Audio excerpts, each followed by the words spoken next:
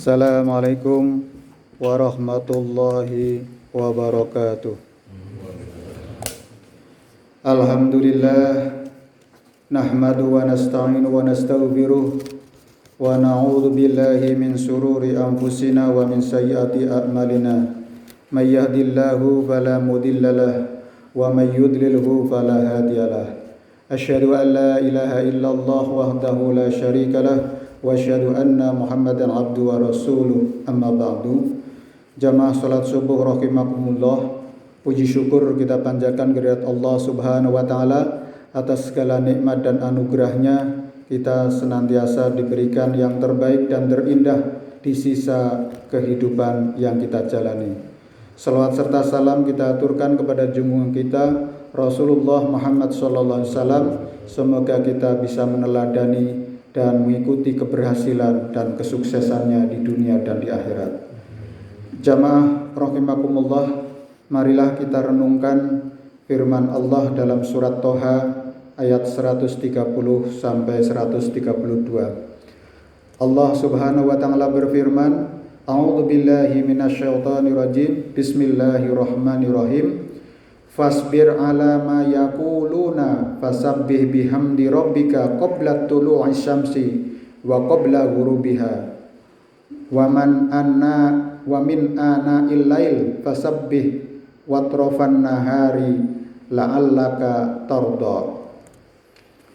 Yang artinya, maka sabarlah engkau Muhammad atas apa yang mereka katakan, dan bertasbihlah dengan memuji Tuhanmu sebelum matahari terbit dan sebelum terbenam, dan bertasbihlah pada waktu tengah malam dan di ujung siang hari, agar engkau merasa tenang. Jamaah rahimakumullah, kita diperintahkan fasbir, bersabar. Sabar dalam segala hal. Nabi pada saat ayat ini turun bercerita tentang bagaimana tantangan yang dihadapi oleh Nabi sendiri di dalam berdakwah. Bagaimana Nabi dalam memperjuangkan akidah dan menyebarkan keimanan kepada seluruh masyarakat pada saat itu. Namun tantangannya sangat luas, sangat luar biasa. Bahkan mereka mengingkari Allah. Apa yang mereka katakan, mereka mengatakan sesuatu yang ingkar kepada Allah, kekafirannya. Nah, maka kita diseru untuk sabar dan bertasbih, memuji dengan subhanallah, dengan kalimah-kalimah thayyibah kepada Allah Subhanahu wa taala sebelum matahari terbit seperti ini. Waktu-waktu fajar adalah mustajabah. Allah mengabulkan semua permohonan kita. Sebelum terbenam matahari, nanti sore sebelum terbenam matahari, kita juga diserukan untuk bertasbih. Dan bertasbih pada waktu tengah malam. Ini fatahajat bihi nafilatalaka asa ayyab asa maqama mahmuda. Kita untuk berdoa, memohon kepada Allah dengan sholat tahajud, maka akan diberikan maqama mahmudah, tempat yang mulia di sisi Allah. Dan bertasbih di ujung siang hari.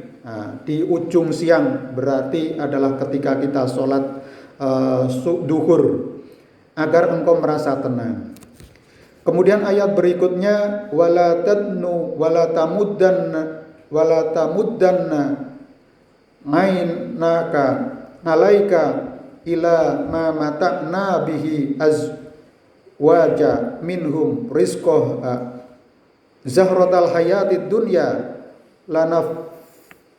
lanafitannahum fihi warazaqo rabbaka khaira wa abqa.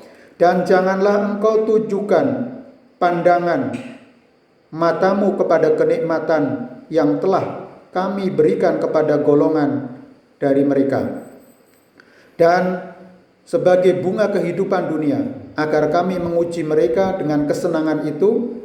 Karunia Tuhanmu lebih baik dan lebih kekal. Jamaah rahimakumullah, di ayat ini menjelaskan kepada kita bahwa kita jangan terperdaya oleh pandangan mata kenikmatan yang telah diberikan Allah kepada orang-orang kafir mereka bergelimang dengan harta, kekuasaan dan segala fasilitas, tetapi mereka tetap ingkar kepada Allah. Nah, kita itu jangan gumun, jangan merasa terperdaya. Mereka diberikan Allah zahrotal hayat, ya zahrotal hayatad dunya, hayatid dunya, kenikmatan atau bunga kehidupan. Jadi bunga kehidupan dunia ini banyak sekali ya kenikmatannya, harta, kekuasaan, keluarga, anak keturunan, ini adalah zahrotal hayat. Maka jangan terperdaya kemudian kita lalai sehingga asik dengan dunia itu sendiri. Karena Allah itu menguji mereka dengan kesenangan itu. Diberikan istidrat ya istilahnya ya, diuji atau diujo dengan kenikmatan itu, mereka lalai. Nah, kita jangan sampai seperti itu. Karena Tuhanmu lebih baik dan lebih kekal. Jadi apa yang akan diberikan Allah kepada kita itu lebih baik dan lebih kekal. Yang terakhir, wa'mur ahlaka bis-shalah wastabir 'alaiha lanas'aluka rizqa nahnu narzuquka wal aqibatu littaqwa. Dan perintahkanlah keluargamu melakukan sholat. Nah, jamaah rahimakumullah, mari kita ajak keluarga kita yang belum menunaikan sholat dengan baik, ya kita ajak. Karena ku anfusakum wa ahlikum naro, jagalah dirimu dan keluargamu dari siksa api neraka. Kalau kita sudah mengajak kok tidak mau, ya itu udah nafsi-nafsi, urusannya sendiri. Selama mereka sudah akil balik atau sudah dewasa, itu keputusannya, mereka tetap ingkar sebagaimana keluarga-keluarga para pendahulu kita. Seperti halnya Nabi Nuh, istrinya tidak mau. Kemudian nabi yang lain yang keluarganya tidak mau beriman, tapi mereka tetap mendakwahkannya. Dalam mengerjakan sholat, sabar dalam mengerjakan sholat. Jadi ibadah yang kita lakukan harus kita tunaikan dengan sabar, apapun kondisinya. Termasuk kita menghadapi pandemi semacam ini kita harus sabar.